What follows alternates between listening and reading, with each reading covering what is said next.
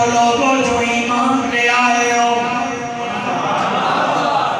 ایمان لے آئے ہو، گزری گھڑیوں میں ایمان کی دولت سے مالا مال ہوئے ہو، رب کی بارگاہ میں ایمان لے آئے ہو، اس کے نبی کی رسالت پہ ایمان لے آئے ہو۔ سبحان اللہ نا آپ نہیں آپنی ہو، بے شک احتیاطی تدابیر میں چلو، لیکن جنہوں سبحان اللہ آپنی ہے وہ لاک ڈاؤن کو آزاد ہو کے بولو سبحان اللہ۔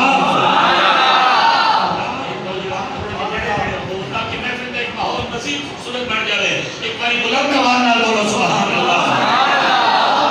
اے ایمان والو، اے ایمان والو، توبو الاللہ جمیعا۔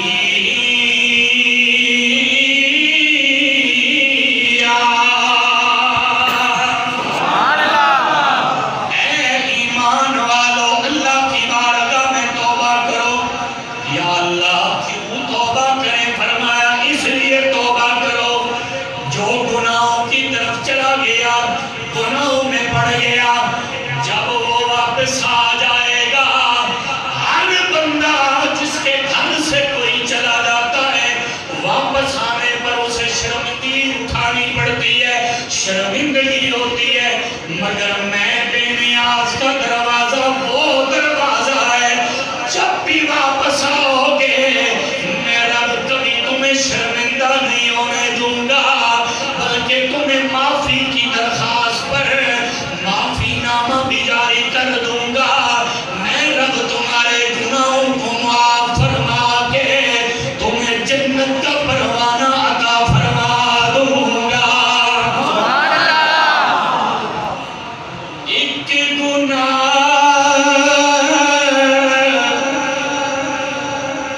میرا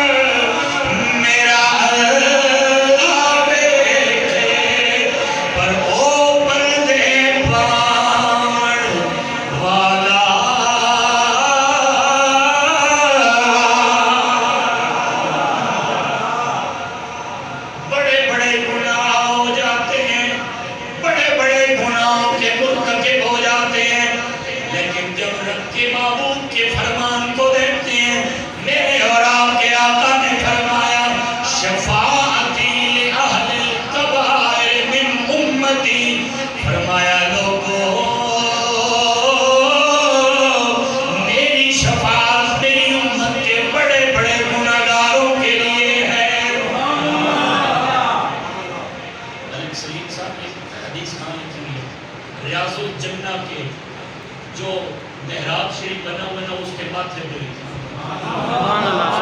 اچھا کہا لکھی بھی آپ مزید پوچھیں یہ جنت کا ٹکڑا ہے جس کے ماتھے پہ حدیث لکھی ہوئی سبحان اللہ، جسے کہتے ہیں ریاض الجنہ شریف، وہاں پر محراب ہے نا بنا ہوا، اس کے ماتھے پہ یہ حدیث لکھی ہوئی ہے۔ گویا رب بتانا چاہتا ہے میرا محبوب جہاں آرام فرما ہے، پہلی بات تو یہ ہے کچھ بھی ہو جنت محبوب کے قدموں میں ہی ملے گی۔ سبحان اللہ، سمجھ ابھی بھی نہیں آیا آپ کو، جنت کہاں ملے گی؟ حضور کے قدموں میں ملے گی۔ دوسرے نمبر پہ فرمایا کہ جو میرے محبوب کے غلام ہیں نا، اگر گنہگار ہوں گے بھی نا، نیک تو سب انبیاء نے اپنے رب کے حوالے کر دیے، پر جو گنہگار ہوں گے نا، میرا محبوب ارشاد، میرے محبوب عرض کریں گے رب کی بارگاہ میں، کہیں گے یا اللہ سارے نبیوں نے نیک قبول کر لیے، گنہگار تجھے دے دیے، مگر میں بے نیاز تیرا ہی محبوب ہوں نا، تو اگر بے نیاز رب ہے تو میں بھی تیرا بے نیاز محبوب ہوں، یا اللہ نیک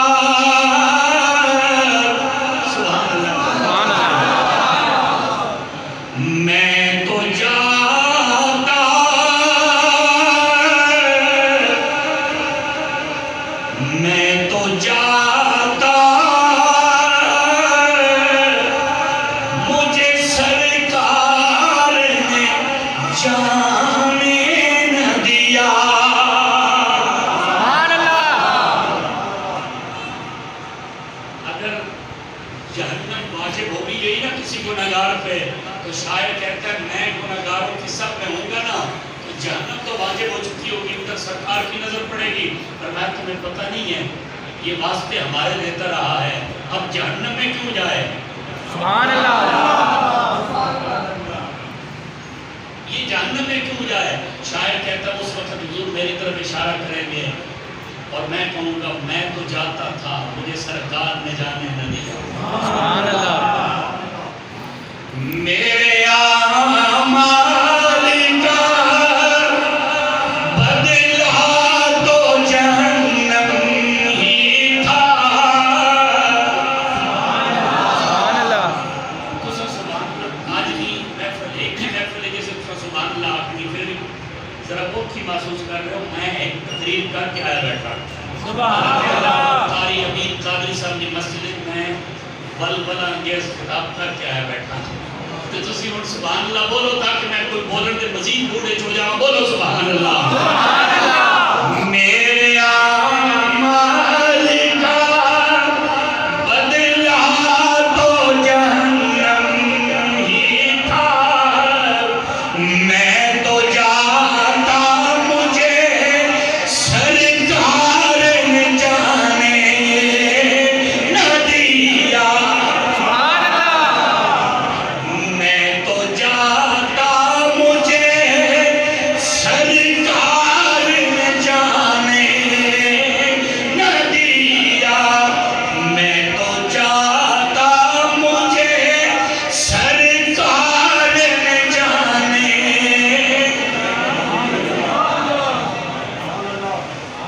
اللہ میرا اب میں بات کو آگے بڑھاتا ہوں کیونکہ قرآن کا جشن بھی ہے اور توبہ کی رات ہے، دونوں کو مکس کر کے ایک روایت عرض کرتا ہوں۔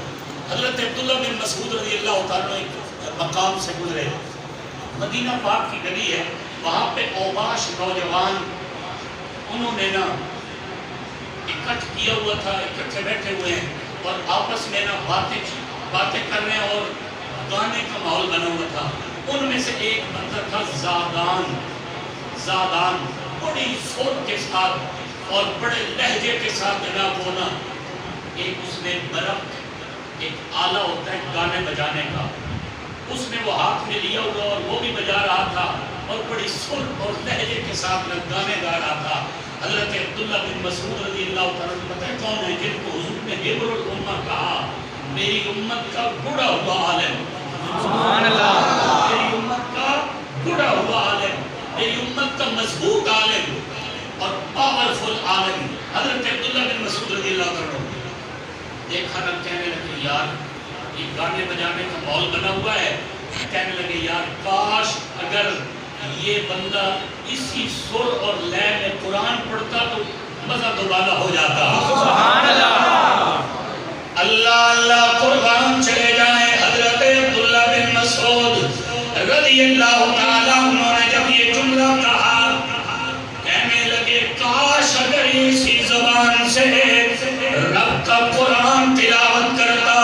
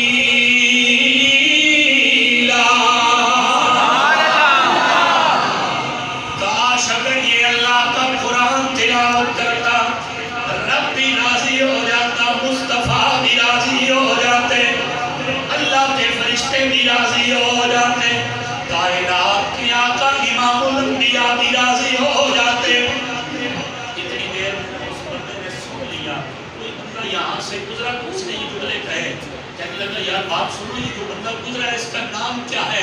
سب نے کہا اس کا نام ہے حضرت عبداللہ بن مسعود۔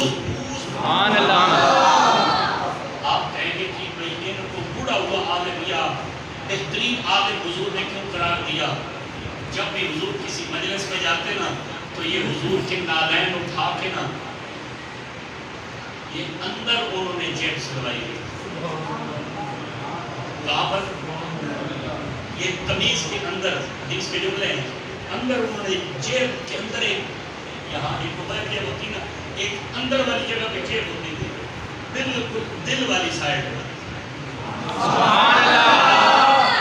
دل والی جگہ.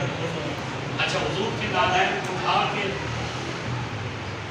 سیدھا بٹن بند کر کے نا سیدھا اللہ اکبر, سبحان اللہ, نماز نہیں ٹوٹی, سبحان اللہ, نماز نہیں ٹوٹی.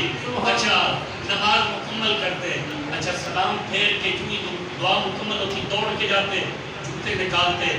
صحابہ فرماتے ہیں حضرت سلمان فارسی بلال ہمیں زندگی بھر پتہ نہیں چلا حضور کے نالین عبداللہ بن مسعود رکھتے تھے تو پتہ نہیں کہاں پہ رکھتے تھے. سبحان اللہ. ایک دن یہ راز فاش ہوا جب حضرت عثمان غنی رضی اللہ تعالیٰ عنہ کی دعوت تھی تو حضور کے نالین اٹھا کے یہاں پہ رکھے نا تو کسی نے دیکھ لیا, عبداللہ بن مسعود یہ کیا کر رہے ہو؟ فرمایا آج یہ راز فاش ہو گیا, تمہیں پتہ نہیں ہے حضور کے نالین میں کسی مسجد کے کونے میں نہیں, عبداللہ بن مسعود اپنے سینے کے ساتھ لگا کر قیامت تک کے لیے آنے والوں کو یہ عقیدہ دے رہا ہے. زمانے والوں کسی کو علم ملا ہے اپنے شیخ کامل کی تحلیل سے, کسی کو علم ملا ہے اپنے مقدر والے استادوں کی چوکھٹ سے, کسی کو علم ملا ہے اپنے ماں باپ کی نسل سے. خدا کی عزت کی قسم عبداللہ بن مسعود کو علم ملا ہے تو حضور کے نالین کو سینے سے لگانے سے ملا ہے. حضور کے سینے سے لگا کر نالین سینے سے لگا کر اپنے سینے سے نا تو لگا کے رکھتا تھا. کسی نے پوچھا یہ علم اتنا کہاں سے آیا؟ فرمایا کوئی اور کمال نہیں, سر پہ رکھنے کو جو مل جائے نال پاک کے حضور تو پھر کہیں گے کہ ہاں تاجدار ہم بھی ہیں, کہیں گے کہ تاجدار ہم بھی ہیں. آؤ بات سنو, اللہ اکبر کبیرہ. حضرت عبداللہ بن مسعود یہاں سے گزرے ہیں, آہستہ سی آواز میں کہہ کے گئے ہیں کاش اگر یہ زادان اللہ کا قرآن پڑھ لیتا, اس لہجے اور اس سر میں اللہ کا قرآن پڑھ لیتا, خدا بھی راضی ہو جاتا, مصطفیٰ بھی راضی ہو جاتے. کہنے لگا لوگوں میرے دل پہ آ کے لگی ہے یہ بات, جلدی کرو مجھے عبداللہ بن مسعود کے پاس لے جاؤ. جب وہاں لے جا کر ان کو پیش کیا گیا, عبداللہ بن مسعود اپنے گھر میں قدم رکھا, پیچھے سے دستک ہوئی, پوچھا کون؟ آواز آئی میرا نام زادان ہے. سبحان اللہ. کیوں آئے ہو, کیوں آئے ہو؟ جواب آیا اے عبداللہ بن مسعود, آج آپ کے ایک جملے نے میرے دل کے دروازوں کو کھول دیا ہے. سبحان اللہ. میرے دل کی کھڑکیاں کھل گئی ہیں, دروازوں کو کھول دیا آپ نے. پوچھا کیا ہوا؟ کہنے لگا آج کے بعد میں توبہ کر رہا ہوں, جس زبان سے میں برے برے گانے گایا کرتا تھا, برے برے جملے بولا کرتا تھا, آج عبداللہ بن مسعود کے سامنے میں اللہ کی بارگاہ میں توبہ کر رہا ہوں اور یوں دعا مانگوں گا, یا اللہ مجھے اور کسی نہ کسی کے نہیں بلکہ عبداللہ بن مسعود کا واسطہ ہے, آج کے بعد اس زبان سے گناہ نہ کرنے کی توفیق دے, اسی زبان سے اپنے نبی کا قرآن پڑھنے کی توفیق عطا فرما دے.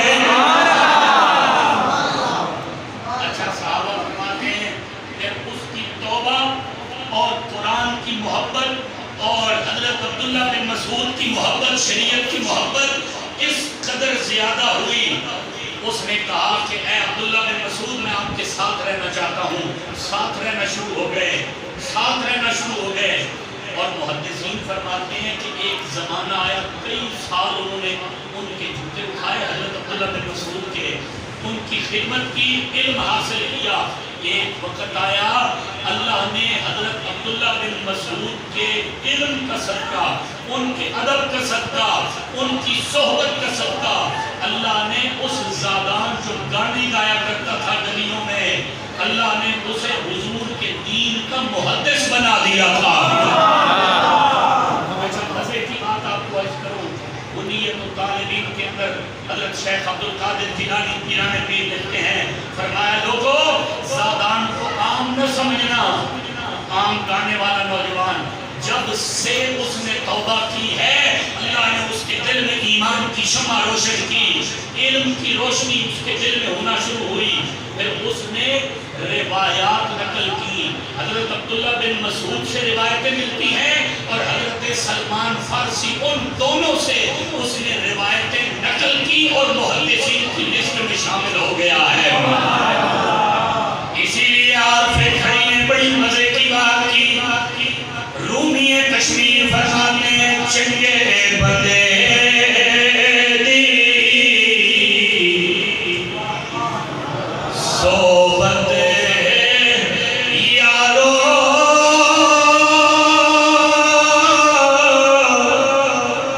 ایویں جیویں دکان اتارا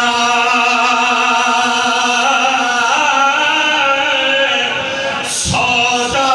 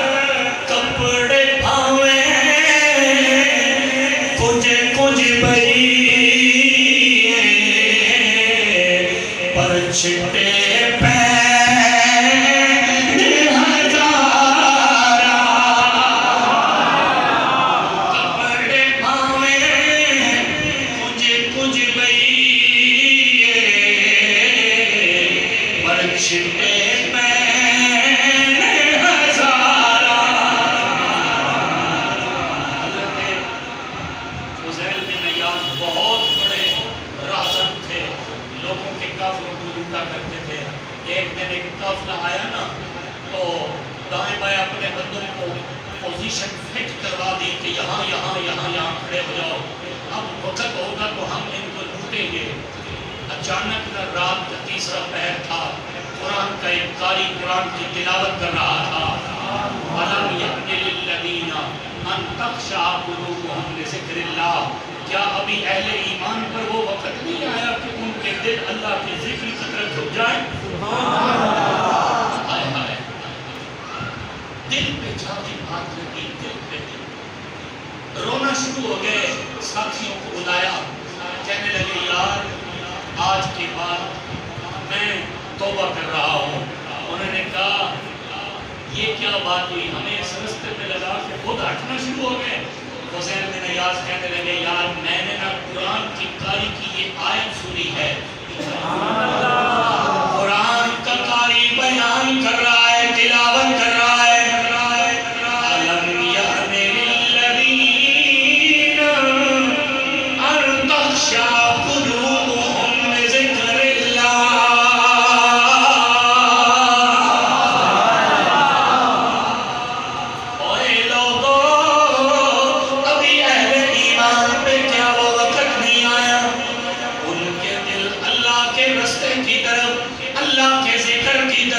اللہ کے راستے کی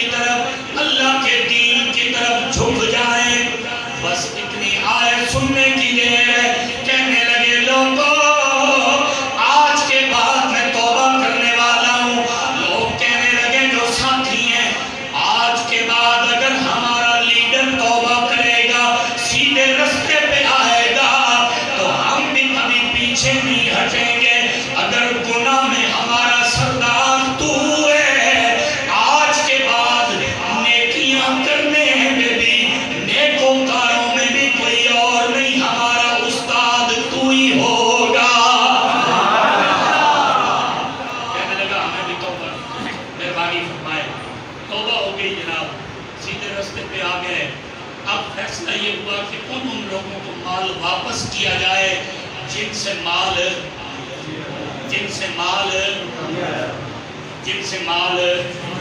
छीना गया।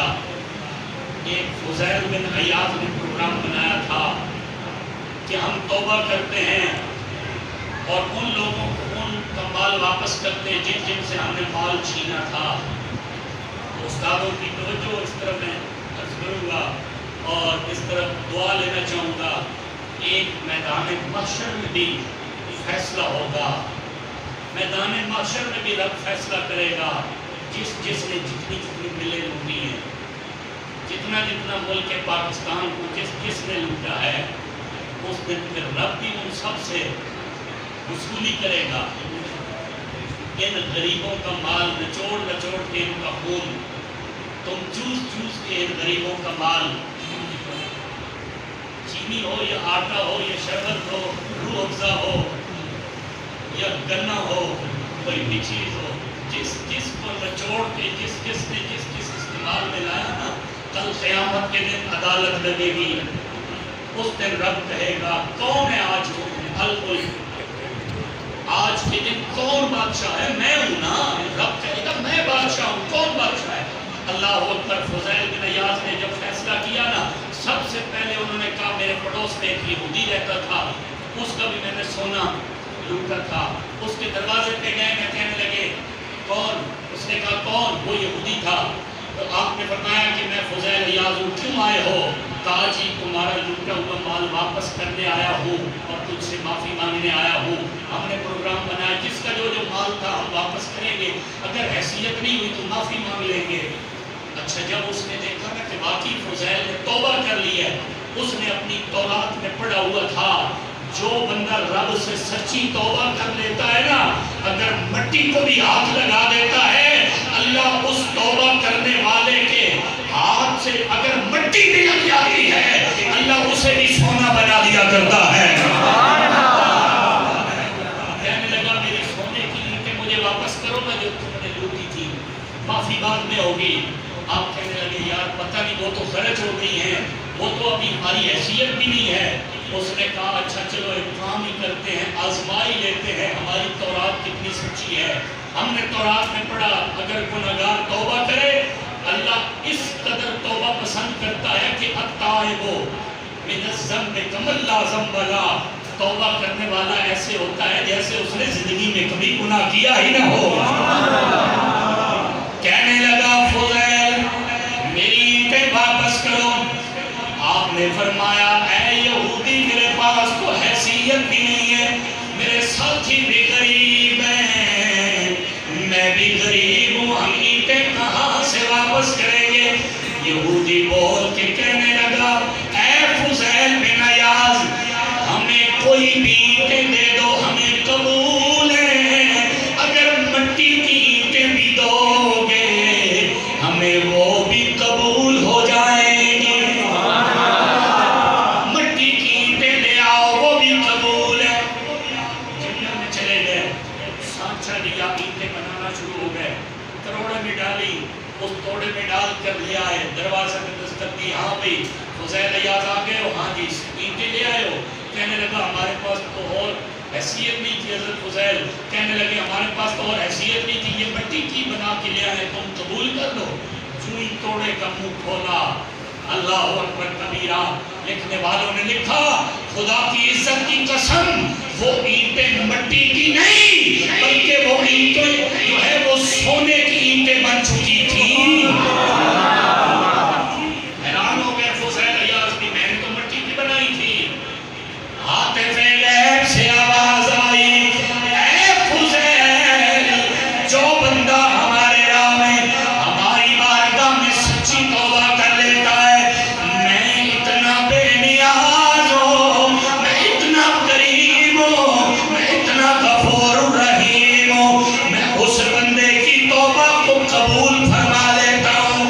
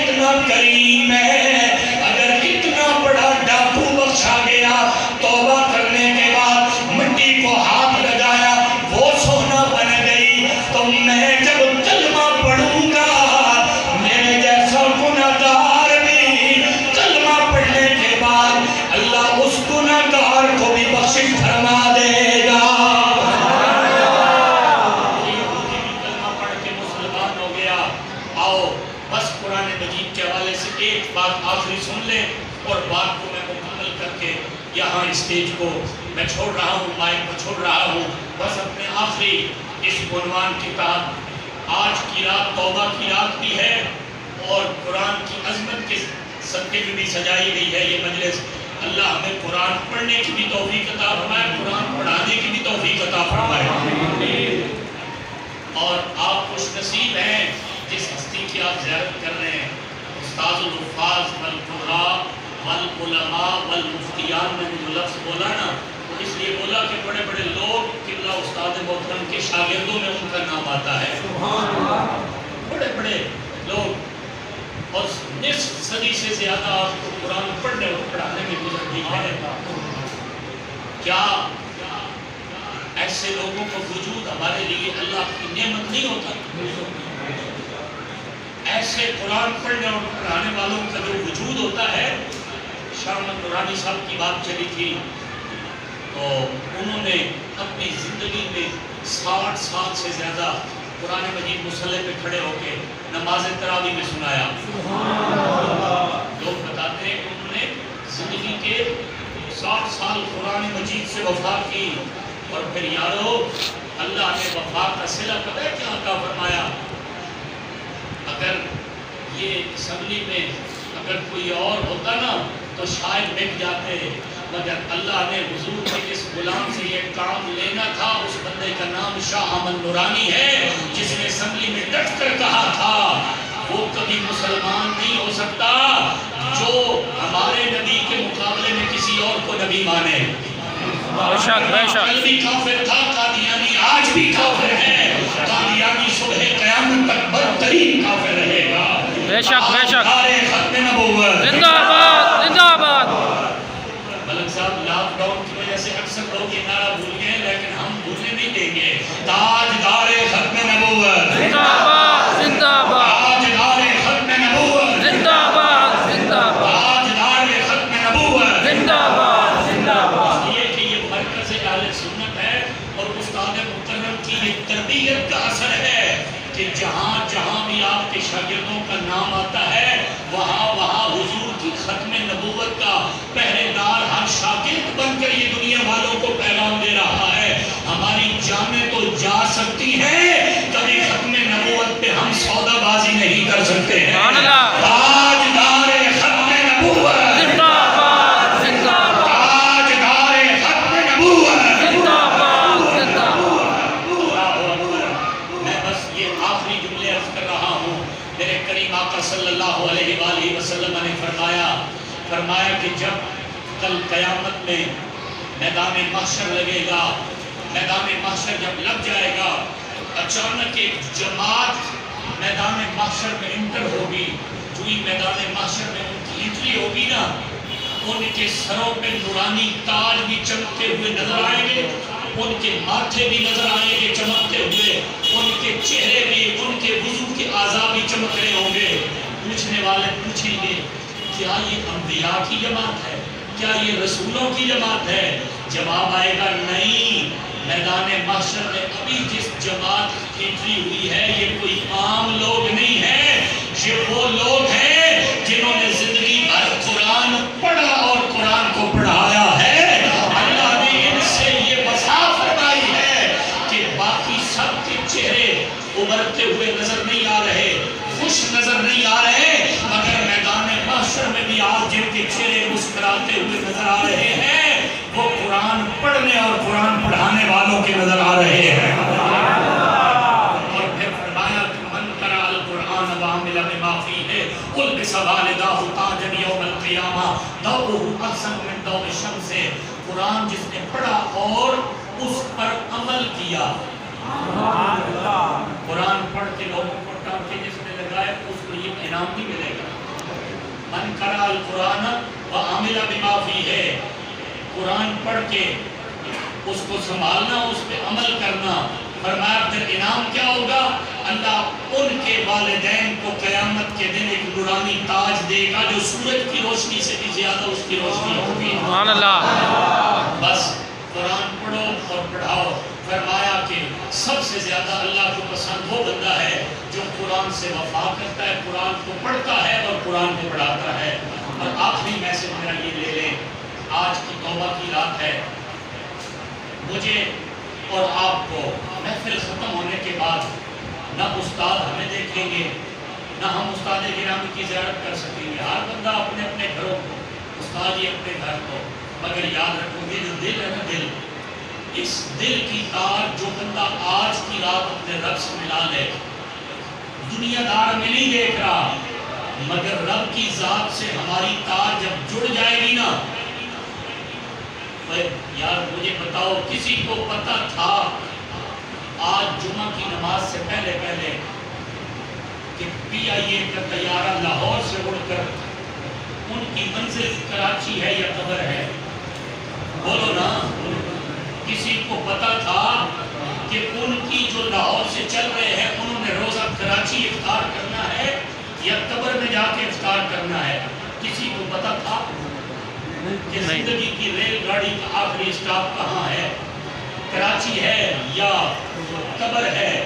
تو زندگی کے اگلے لمحے کا کسی کو یقین ہے؟ بولو نہیں یقین نا، تو آؤ آج کی رات رب کی بارگاہ میں سچی توبہ کر لو، صرف اتنا ہی آنکھوں میں آنسو بہا کر کہہ لو، مولا ہم تیرے نکمے عاجز بندے ہیں، گنہگار بندے ہیں، اور وہ کچھ تیری بارگاہ میں اچھے عمل نہیں لائے، پر اتنا ضرور کہتے ہیں یا ہم قرآن کا واسطہ دیتے ہیں یا صاحب قرآن کا واسطہ دیتے ہیں، اور جن کی نسبت اچھی ہوتی ہے وہ پھر فوراً بخشے جاتے ہیں۔ ہاتھ پہ کھڑی نے کیا خوب بات کی، بس 2-3 مصرے پڑھ کے اجازت چاہ رہا ہوں، اللہ میرا آپ کا حامی و ناصر ہو۔ ہاتھ پہ کھڑی فرماتے ہیں عملہ والے لنگ لنگ جاندے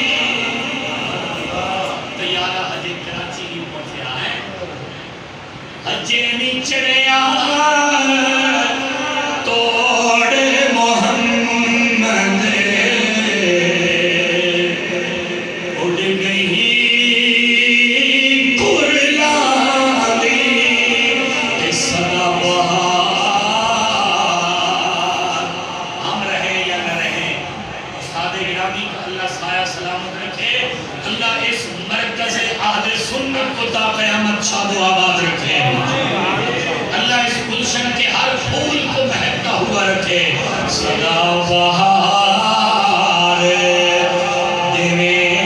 اس باغ